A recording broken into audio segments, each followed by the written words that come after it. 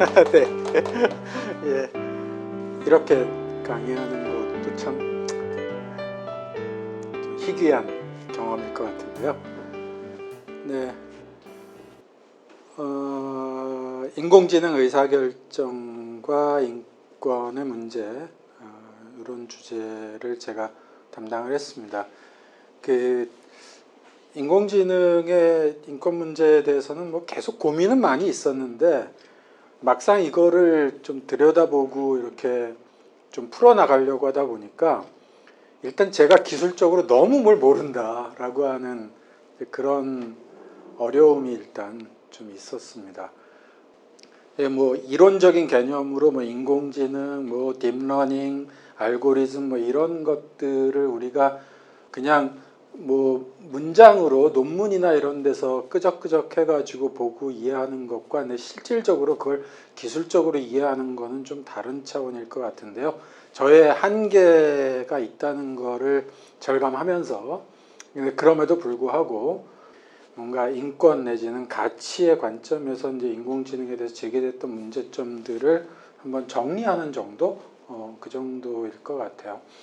이 문제가 뭐 지금 사실 인공지능의 문제를 적나라하게 뭐 이거를 해부한다라고 하는 건 거의 불가능합니다. 왜냐하면 알고리즘 자체가 대부분 공개가 안 돼 있는 경우가 뭐 거의 대부분일 것이기 때문이고요.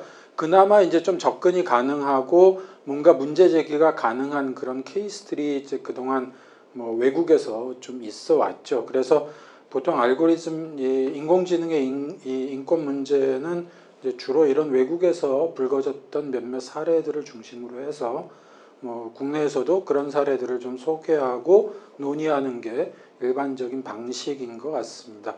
우리나라에서도 많은 이런 인공지능 프로그램들이 사용은 되고 활용되고 있기는 합니다만, 인권의 관점에서 뭔가 문제를 지적할 수 있을 정도로 우리가 그 세부적인 내용이나 뭐 알고리즘에 대해서 이해도가 있는 것이 공개되어 있는 이런 상황은 아니기 때문에, 국내에서 이런 인공지능에 관한 인권 문제를 좀 깊게 들어가는 거는, 사례를 분석하는 거는 아직은 굉장히 한계가 있는 그런 상황일 수밖에 없다라고 하는 점은 좀 먼저 지적하고 시작을 해야 될 것 같습니다.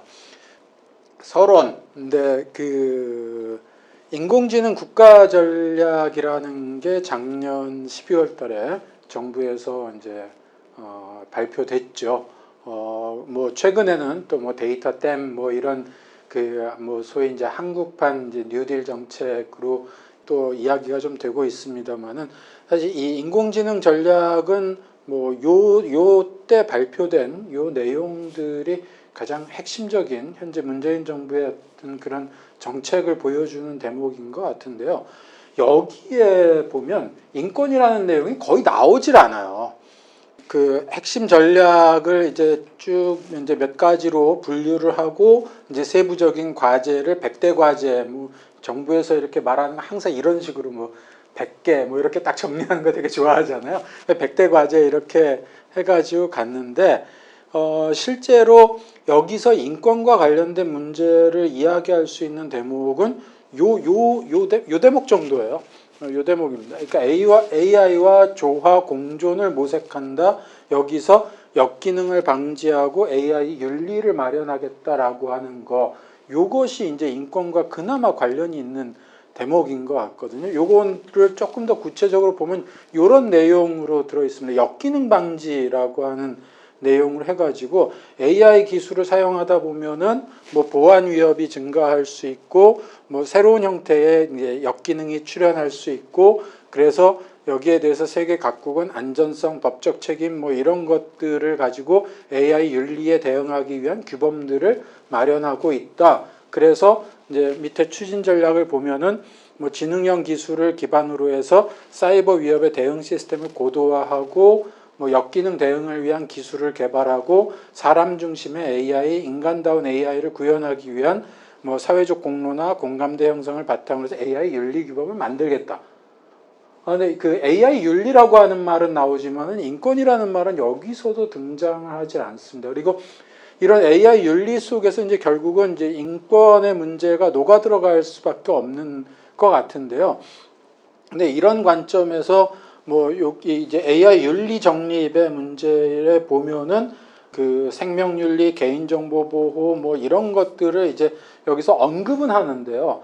이런 식으로 인권의 문제가 언급되는 이 전체적인 틀을 보면 결국 AI랑 인공지능의 문제를 문재인 정부가 어떻게 이해하고 있는가라고 하는 게 여기서 분명하게 드러나는 것 같습니다.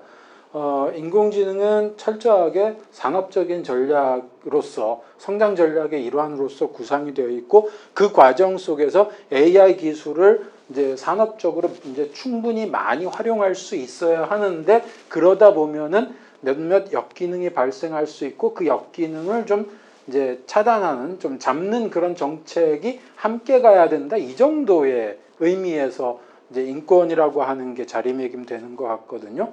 근데 결국은 뭐 아무리 여기서 사람 중심이라고 하는 걸 이야기하고 인간다운 인공지능을 구현하겠다라고 하는 말을 하더라도 실질적으로 인권이라고 하는 이제 의제를 그런 가치를 인공지능 혹은 알고리즘에 어떻게 구현할 것인가에 대한 아무런 비전이 없다.